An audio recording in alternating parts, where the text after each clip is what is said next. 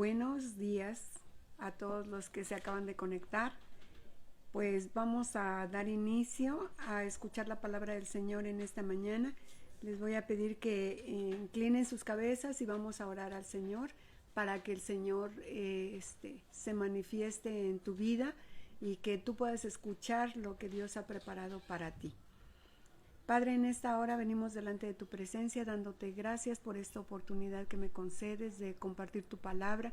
Te ruego, Señor omnipotente, que tú complementes, Señor, tu obra con tu presencia, Señor. Te ruego que tu Espíritu Santo me dirija, que tu Espíritu Santo, Señor, abra el corazón y prepare el corazón de todos nuestros oyentes. En el nombre de Jesús te damos gracias por tu palabra. Amén. Bueno, vamos a comenzar. Hoy vamos a ver un tema muy importante, Jesús, la fuente de agua viva. Y basados en la palabra del Señor, en Juan capítulo 7, versículos 37 al 44. Le voy a dar lectura y les voy a pedir que lo busquen en sus Biblias. Vamos a...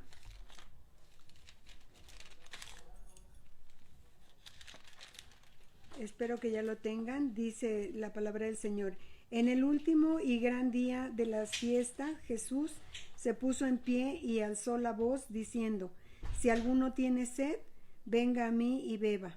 El que cree en mí, como dice la Escritura, de su interior correrán ríos de agua viva.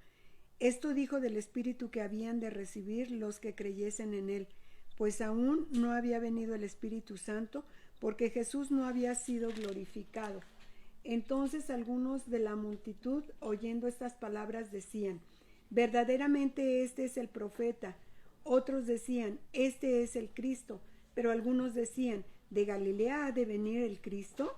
¿No dice la Escritura que del linaje de David y de la aldea de Belén, de donde era David, va a venir el Cristo? Hubo entonces disensión entre la gente a causa de él, y algunos de ellos querían prenderle, pero ninguno le echó mano. Bueno, vamos a comenzar diciendo en la introducción, dice Juan se interpreta, tenemos que entender que el libro de Juan se interpreta muy a menudo recurriendo a símbolos del Antiguo Testamento. Si ustedes se dan cuenta, algunos de mis compañeros han hablado acerca de las bodas, acerca del pozo, acerca de la unción, y hoy estamos utilizando el símbolo del agua, ¿sí? Entonces, nosotros tenemos que entender que el libro de Juan se estudia o utiliza muchos símbolos. En el capítulo 7 y 8 nos habla el libro de Juan acerca del ministerio de Jesús en Jerusalén. Y si ustedes se dan cuenta, en la prédica pasada Paola hablaba acerca de la fiesta de los tabernáculos. Este pasaje que acabamos de leer comienza con la narración de la fiesta de los tabernáculos que se estaba celebrando. ¿Qué era la fiesta de los tabernáculos? Era la fiesta más popular entre los judíos, ¿sí? Si ustedes han leído las Escrituras, se darán cuenta que el pueblo judío tenía varias celebraciones que normalmente festejaban 2 o 3 acontecimientos. Por este motivo se le conocía a esta fiesta como simplemente la fiesta, ¿sí? Pero normalmente era la fiesta de los tabernáculos. También se llamaba la fiesta de la siega. Esto lo tenemos narrado en Éxodo capítulo 23, versículo 16. Esto fue un mandato de Dios para el pueblo de Israel. Éxodo 23, 16. Vamos a corroborar con las Escrituras que esta fiesta se celebraba por un mandato de Dios. Dice la Escritura: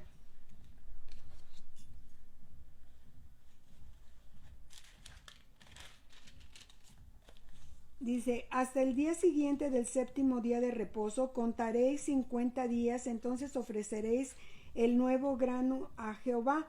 De vuestras habitaciones traeréis 2 panes para ofrenda mecida, que serán de 2 décimas de efa de flor de harina, cocidos con levadura como primicias para Jehová. Y ofreceréis con el pan 7 corderos de 1 año sin defecto, un becerro de la vacada, y 2 carneros serán para el holocausto a Jehová, con su ofrenda y sus libaciones, ofrenda encendida de olor grato a Jehová. Entonces, este era un mandamiento, ¿sí?, de la fiesta. El Señor había mandado que esta fiesta se celebrara en este tiempo. Se celebraban durante 7 días y cada familia construía una pequeña estructura de estuco en su patio o algo en algún otro lugar. Se mudaban en él durante 7 días y celebraban 2 cosas importantes. Bueno, lo que el pueblo judío acostumbraba era recoger ramas y formar una especie de casa de campaña o un techo que estuviera entreabierto para que pudieran ver las estrellas, porque ellos concebían que Dios estaba en el cielo, y entonces tenían ellos que formar este techo o casa de campaña. Y había en diferentes lugares, había en el templo, en el patio de sus casas, en el techo de sus casas, en todo lugar. Todos los judíos hacían esto y se mudaban ahí durante 7 días porque era una fiesta. Salían de sus casas y se iban a celebrar esta fiesta en ese lugar, y celebraban 2 cosas muy importantes. La primera era la época en que Israel había vagado en el desierto sin patria. Ustedes recuerdan que el pueblo de Israel anduvo durante mucho tiempo en el desierto, 40 años, ¿sí? 40 años en el desierto, y el pueblo de Israel vivía en este tipo de techos o en este tipo de casas de campaña hechas por varas, hechas por lo que fuera, por frutos, lo que tenían, ¿verdad? Y el propósito de mudarse en esta fiesta de los tabernáculos era recordar que sus ancestros en tiempos pasados habían hecho esto mismo. Por eso es que se repetía la tradición, ¿sí? Otra de las cosas que celebraban ellos en la fiesta de los tabernáculos era un periodo de acción de gracias. Este tiempo para los judíos era un tiempo en que el pueblo daba gracias a Dios por haber terminado la estación de la cosecha, o sea, por el agua que Dios había derramado para que estas cosechas se dieran y dieran su fruto, y por la bondad de Dios que en todos los aspectos de su vida. Dios les daba cosechas abundantes, y el pueblo de Israel acostumbraba a darle gracias a Dios por todas estas cosas, ¿verdad? Muy, muy diferente a nosotros, que hoy en día a veces ni gracias damos por los alimentos, ¿verdad? O hacemos pequeñas oraciones por los alimentos. El pueblo de Israel hacía una fiesta específica para agradecer a Dios por el fruto que había dado la tierra y por el término, cuando había terminado el tiempo de la cosecha. Era el propósito de su celebración. Y no sé si ustedes conozcan, pero el pueblo de Israel era un pueblo muy colorido, era un pueblo muy bailador, muy danzante, era un pueblo muy alegre, muy gritador, ¿verdad? Era un pueblo que pues no sé si ahí se inventó el rock and roll, ¿verdad? Pero el pueblo de Israel era un pueblo muy efusivo, ¿sí?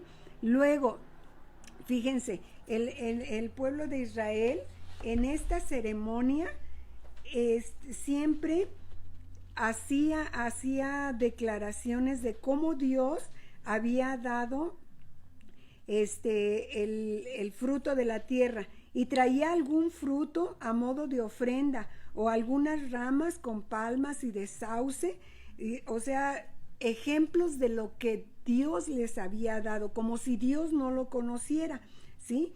Las ramas se empleaban para formar el techo sobre el altar, y y luego el sacerdote tomaba un jarro. Cada día de esta fiesta, el sacerdote tomaba un jarro de oro o dorado y conducía a la gente. Toda la gente venía en una peregrinación hasta el estanque de Siloé, llenaban el jarro de agua y regresaban danzando.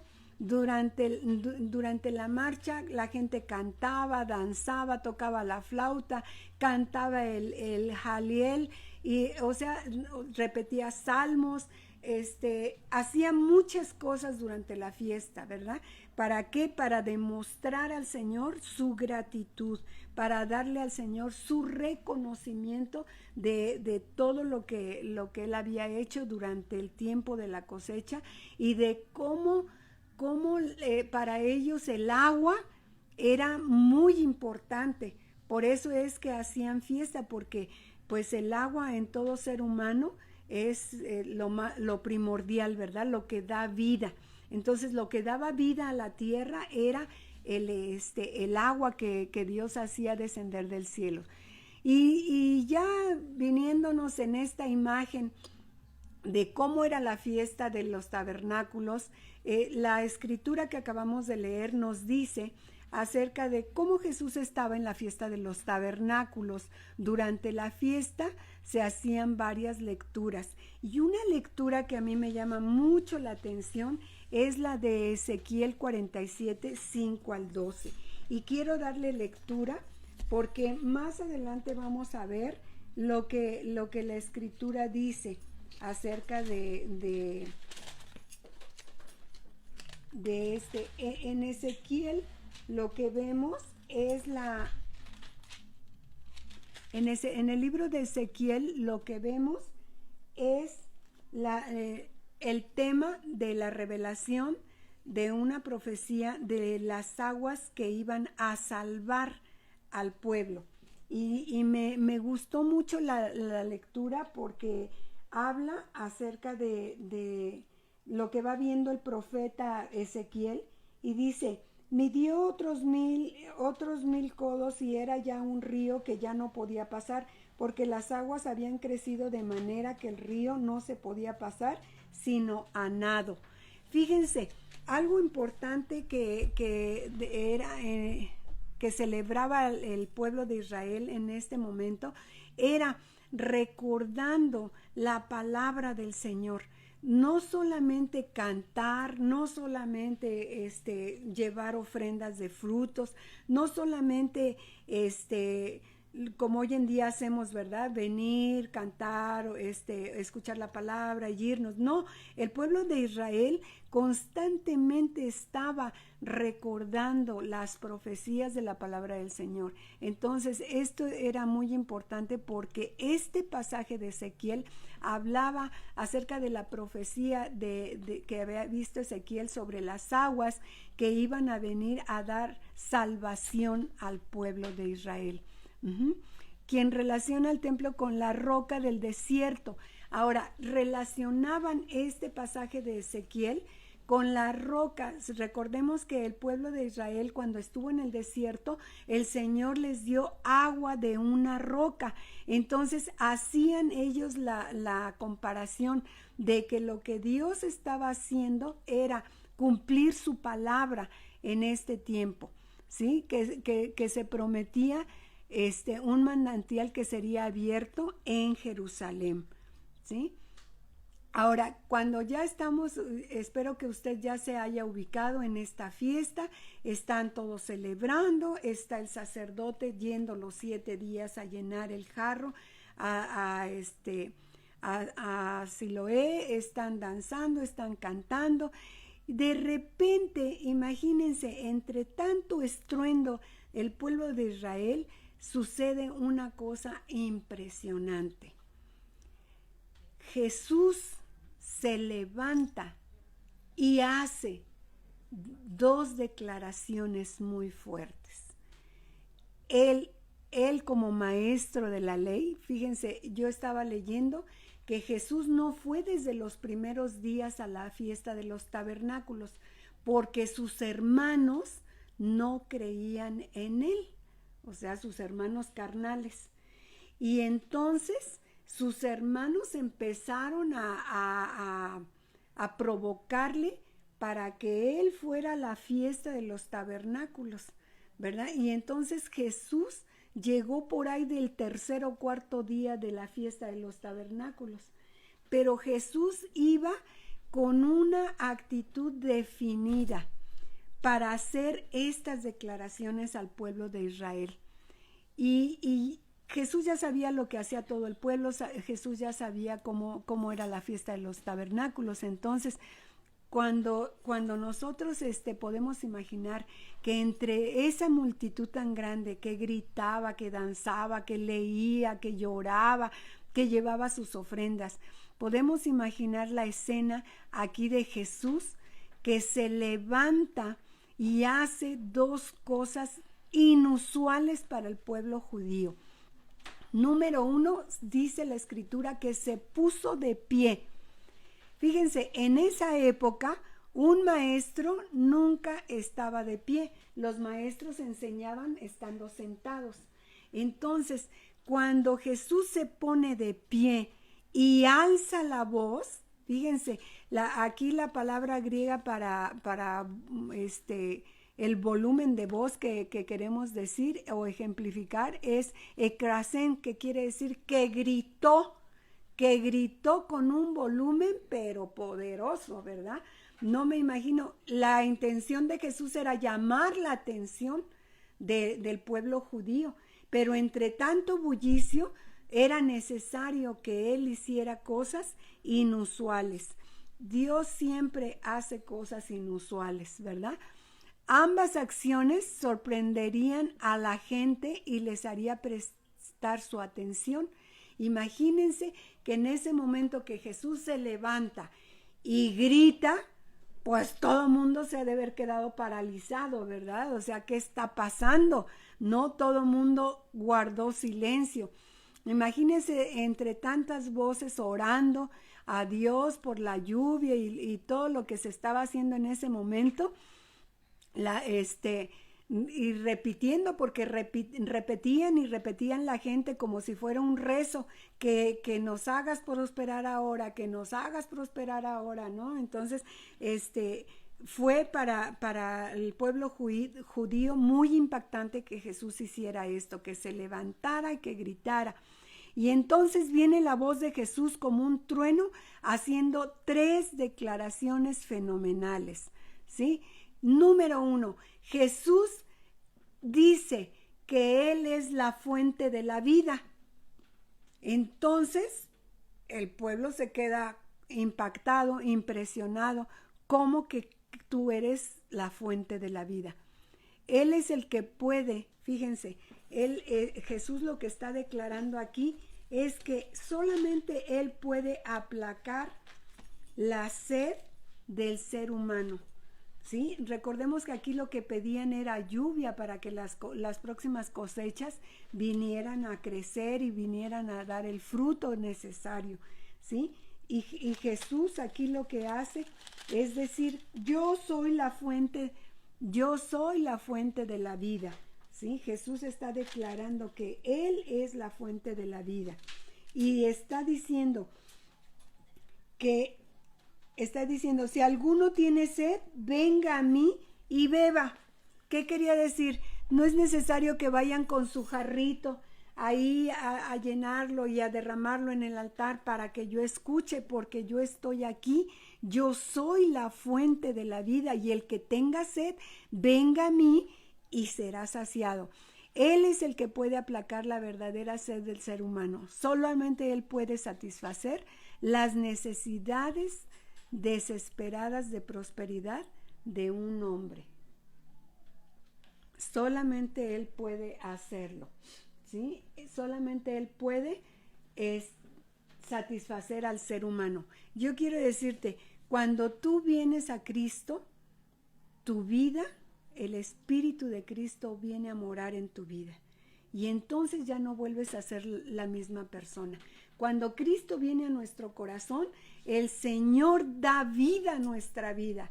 el Señor sopla de nuevo en nuestra vida para ayudarnos a levantarnos, a dar el fruto que Él espera de nosotros, para lo que Él nos creó, ¿sí? Los hombres tenemos sed, ¿verdad?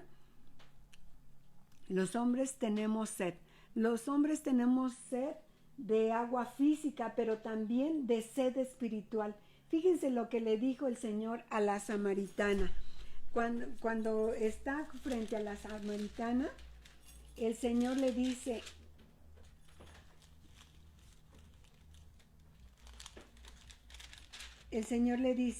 respondió Jesús y le dijo, cualquiera que bebiere de esta agua volverá a tener sed, mas el que bebiere del agua que yo le daré no tendrá sed jamás, sino que el agua que yo le daré será en él una fuente de agua viva que salte para vida eterna.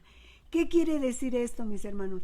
Que cuando nosotros recibimos a Cristo como nuestro Salvador, Él nos va a ayudar a que nosotros resucitemos del pecado, de la muerte, y que vengamos a tener vida y vida abundante.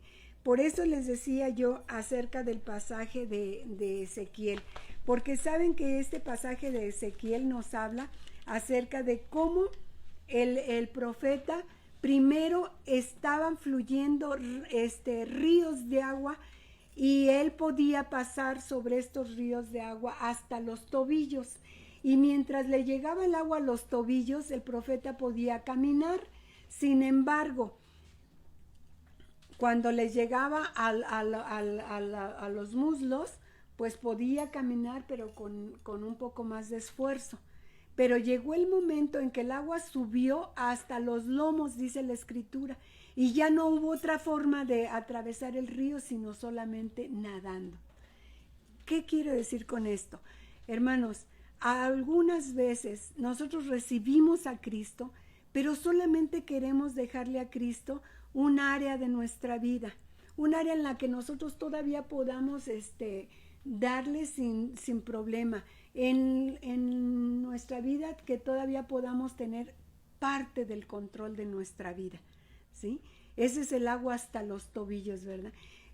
En ocasiones hay creyentes que van más allá de empezar a venir a las reuniones, de cantar, de ofrendar, ¿verdad?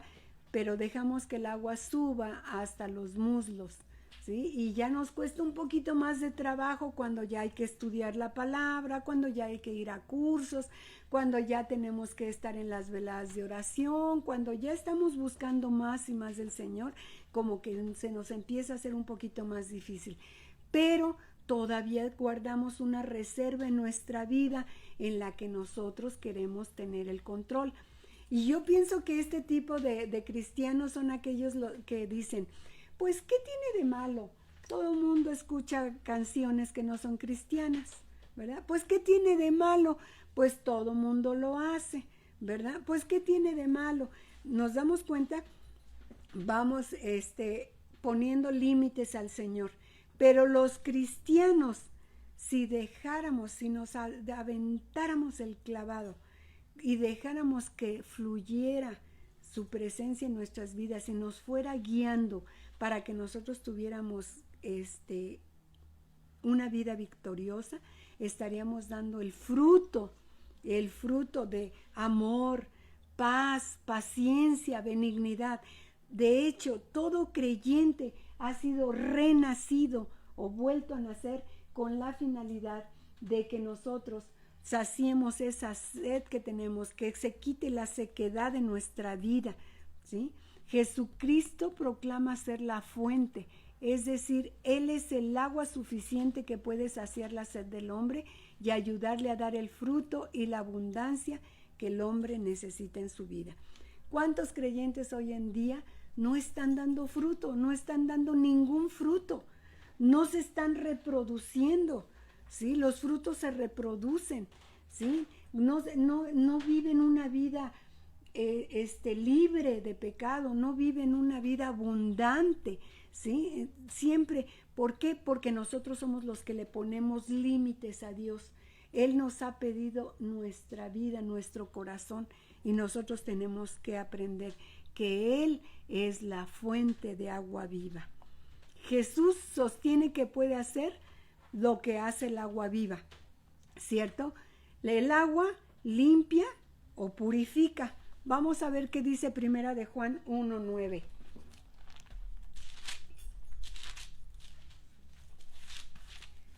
Dice, si confesamos nuestros pecados, Él es fiel y justo para perdonar nuestros pecados y limpiarnos de toda maldad. ¿Qué quiere decir esto? Que Jesús es el agua viva que puede limpiar tus pecados. Jesús es el agua viva que puede purificar tu corazón. Tú por tus propias intenciones no puedes hacerlo. Necesitamos esa agua viva que es Cristo Jesús. Cristo Jesús es el agua viva que viene a limpiar la vida del ser humano. Otra de las cosas que hace el agua es refrescar. Cuando nuestras vidas están en pecado, tenemos vidas apagadas, vidas secas, vidas insuficientes, ¿verdad? Vidas que no se antoja vivir. Sin embargo, cuando nosotros llegamos a Cristo, Cristo es para nosotros la fuente de agua viva que viene a ayudarnos a refrescarnos. Yo me imagino que cuando tú tuviste una experiencia con Cristo, tú cambiaste, tu vida fue diferente. Tu vida fue diferente, tu vida fue la presencia de Dios en tu vida vino a refrescar tu vida. ¿Sí? Hechos 3:19 dice, así que arrepentíos y convertíos para que sean borrados vuestros pecados, para que vengan de la presencia del Señor tiempos de refrigerio. Solamente Jesús puede darnos ese refrigerio, esa paz que venimos buscando por causa de los pecados. Cuando nosotros vivíamos en pecado nos sentíamos cargados, nos sentíamos avergonzados, nos teníamos que esconder, teníamos que mentir, teníamos que hacer muchas cosas. ¿Por qué?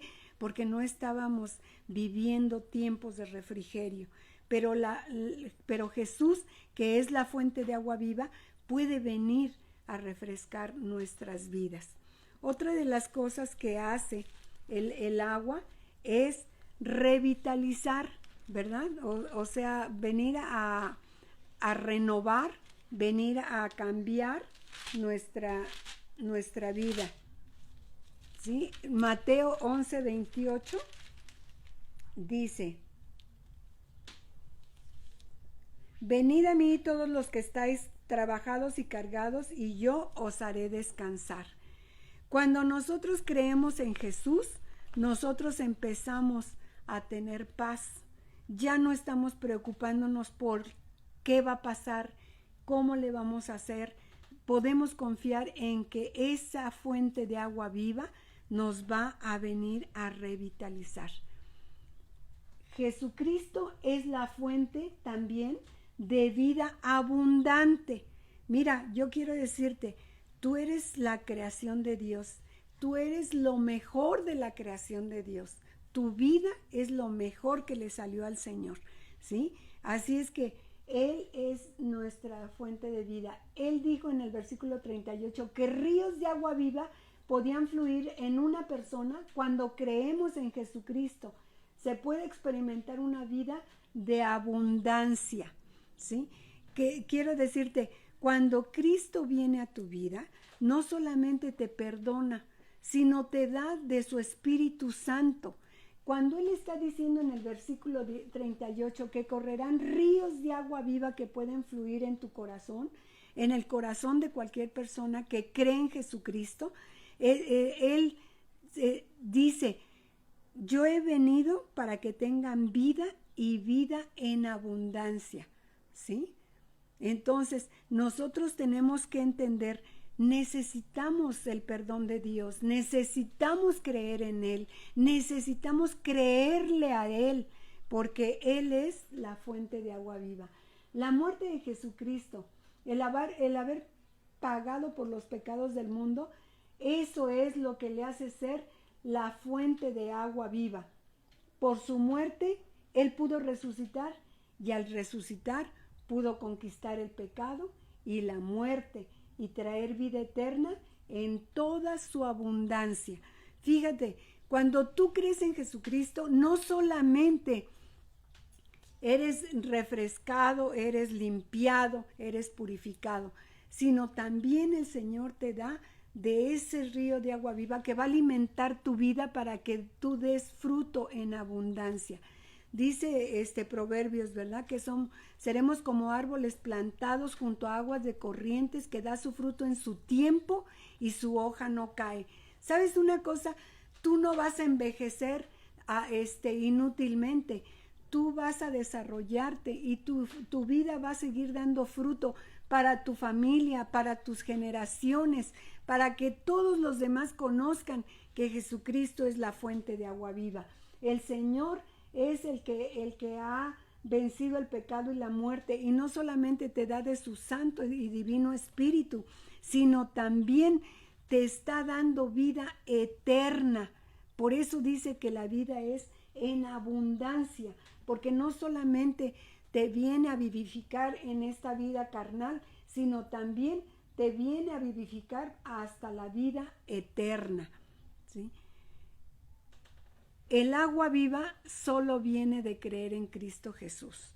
No hay otra forma en la que nosotros podamos ser vivificados, sino solamente creyendo en Jesús, porque Él es la fuente de agua viva.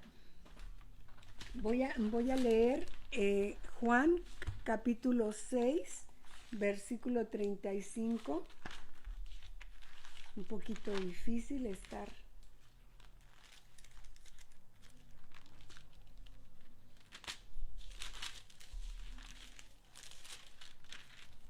Dice de la siguiente manera: Jesús les dijo: yo soy el pan de vida, el que a mí viene nunca tendrá hambre, y el que en mí cree no tendrá sed jamás.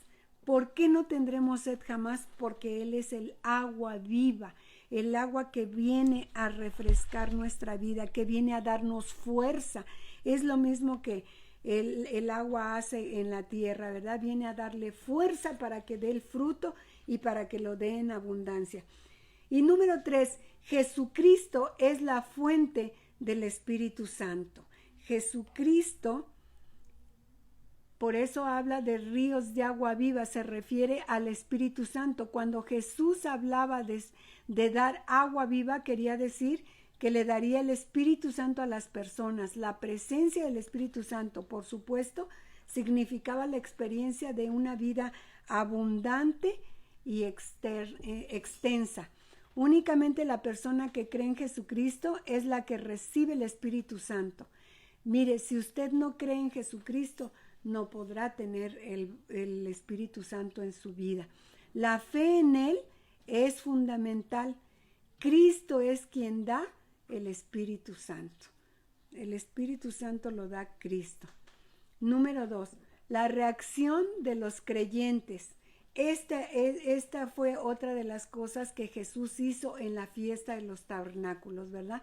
Provocó en los creyentes una reacción más o menos como cuando a ti te hablaron de Cristo, cuando a ti te dijeron que Jesucristo te amaba y que por eso había dado su vida en la cruz del Calvario para perdonar tus pecados y limpiarte de toda maldad.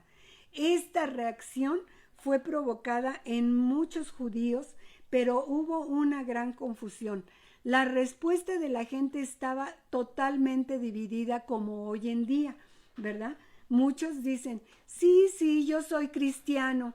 Sí, pero nunca has hecho una decisión de recibir a Cristo como tu Salvador, ni nunca le has entregado todo tu ser al Señor. ¿Sí? Entonces, eres cristiano por tradición, porque alguien te lo dijo, porque es la moda, no sé, pero como hoy en día están divididas también las respuestas en la vida. Algunos decían que Jesucristo era el profeta, ¿sí? Otros decían que era el Cristo y otros cuestionaban si podía ser el Mesías. Fíjense, la respuesta de los líderes judíos, obviamente los líderes son aquellos que deberían enseñar la palabra a la gente para que la gente conociera. Y aquí sucedió esto, que cuando los líderes judíos rechazaban a Jesucristo, porque eran tan teólogos, tan conocedores de la palabra, que no podían entender o no podían reconocer que Jesucristo estaba diciendo que Él era la fuente de agua viva, para ver si así podían entender que Él era el Salvador, ¿sí? Y lo rechazaron. Entonces cerraron la puerta de la salvación a otros porque siguieron su mal ejemplo. Y era obvio, había judíos que creían en lo que los líderes decían, que creían en lo que los líderes aprobaban. En lugar de prestar atención a la invitación de gracia, porque en este momento lo que Jesús estaba haciendo era hacer una invitación a todos los judíos de venir a Él, de creer en Él. Por eso les decía, yo soy la fuente de agua viva. Y es la misma invitación que Jesús está haciéndonos hoy en día a ti y a mí, que vengamos a Él, y nos está diciendo que Él es la fuente de agua viva, y debemos atender a esta invitación que por gracia Él nos está haciendo, porque es un favor inmerecido que un Dios tan grande se fije en nosotros. En lugar de prestar atención a esta invitación de gracia para venir a Jesucristo, la gente se puso a discutir y hubo división entre ellos, porque unos creían y otros no creían, otros estaban un poco inseguros. Algunos tomaron a Jesús por el profeta que había prometido Moisés. Otros creyeron que era el ungido de Dios y se produjo una discusión sobre si el Mesías tenía que venir de Belén o no.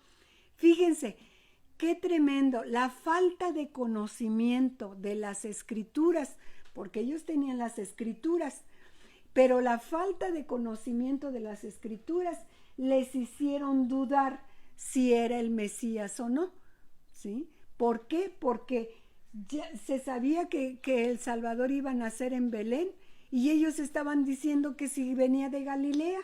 Entonces, esa era la tragedia. La gran experiencia espiritual acabó con que esta invitación de la fuente de agua viva se convirtiera en árida, en una discusión teológica.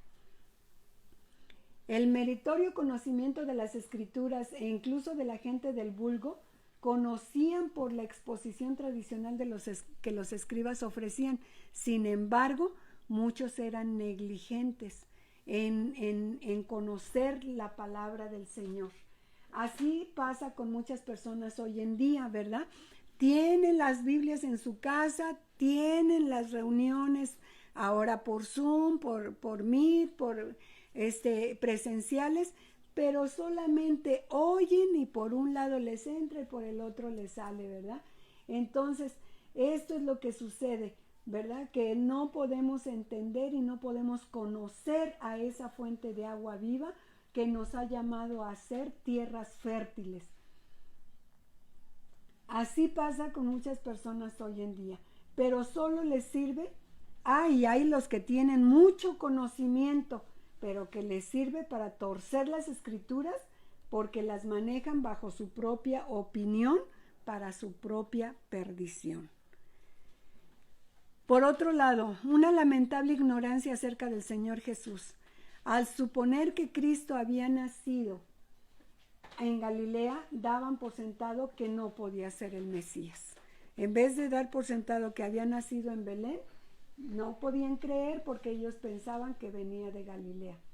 Si hubieran atendido a la doctrina, a los milagros que habían visto, porque ya vimos en las prédicas pasadas cuántos milagros Jesús había hecho, ya era imposible no creer, ¿verdad? Pero sin embargo la gente no creía, ¿sí? Porque no atendían a su doctrina y a los milagros que Jesús había llevado a cabo. Se habrían sentido inclinados a investigar más a fondo hasta enterarse de que Jesús había nacido en Belén. Otros, exasperados por las palabras de Jesús, Querían prenderle, pero ninguno le echó mano, pues que todavía no había llegado su hora. Fíjense, esta fue otra cosa. Querían prenderle, pero no sabían que todavía no llegaba la hora de Jesús. En conclusión, estas declaraciones que Jesús hizo de ser la fuente de agua viva y de que creyéramos en Él, eso es lo que debemos evitar hoy en día. Que Jesús no sea un tema solamente entre la humanidad, sino que sea un tema de discusión o de religión. Jesús no es un tema que hay que discutir. Jesús es Dios y Jesús ha hecho un plan de salvación para la humanidad. Lo que debemos hablar es que si alguien no ha llegado a conocer y amar a Jesús, no puede tener esta fuente de agua viva. Por eso yo te invito en esta mañana, cree en el Señor Jesucristo. Él es la fuente de agua viva. Si tú estás pasando por un tiempo de sequedad espiritual, si ya has recibido a Cristo como Salvador, pero no has crecido, pero no te has dejado, no has confiado, si no estás buscando esa agua viva que te va a ayudar a dar el fruto que Dios espera de tu vida, si no quieres dejar huella en tus generaciones, necesitas acercarte a Dios para que Él venga a darte vida y vida en abundancia. Y si tú nunca has hecho tu decisión por Cristo, yo quiero decirte, mi amigo, Cristo necesita experiencia, necesitas tener un encuentro personal con Cristo, necesitas creer en Él, necesitas creer que Él es el único y suficiente Salvador para que su Santo Espíritu venga a morar en tu vida y pueda fluir esos ríos de agua viva y tú puedas ser como árbol plantado junto a aguas de corriente, que da su fruto en su tiempo y su hoja no cae. Que Dios te bendiga. Muchas gracias.